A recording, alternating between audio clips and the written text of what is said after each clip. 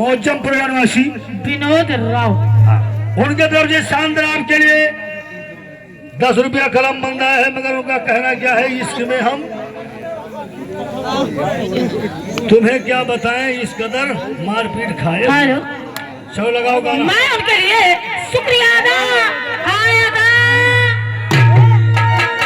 हो, इसकी में हम तुम्हें क्या बताएं।